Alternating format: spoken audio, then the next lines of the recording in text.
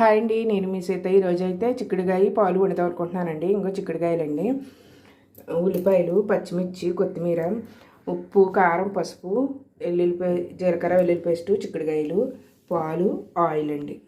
చిన్న బాండి పెట్టుకున్నానండి. ఆయిల్ పోసుకుందాం. ఆయిల్ అయితే వేడెక్కిందండి. ఉల్లిపాయ ముక్కలు, పచ్చిమిరపకాయలు వేసుకుందాం. పసుపు వేసేద్దాం. ఉప్పును కూడా వేసేద్దాం. ఉప్పు, పసుపు వేయడం వల్ల తొందరగా వేగుతుందండి ఉల్లిపాయ ముక్కలు అయితే వేగిపోయినండి. జీలకర్ర, అల్లం పేస్ట్ వేసుకుందాం. వేసుకుని బాగా కలిపేసుకుంటామండి. ముక్కలు, అల్లం వెల్లుల్లి పేస్ట్ అన్నీ వేగిపోయినండి. ఇప్పుడు చిక్కుడుకాయలు కూడా వేసుకుందాం. చిక్కుడుకాయలు వేసుకుని బాగా కలుపుకుందామండి. బాగా మగ్గనిద్దాం.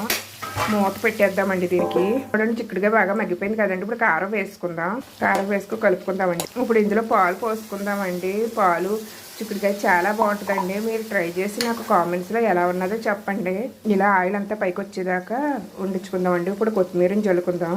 విలేజ్ సైడ్ ఎక్కువగా పాలు చిక్కుడుకాయ అలా వండుకుంటారండి. నా వీడియో కనుక మీకు నచ్చితే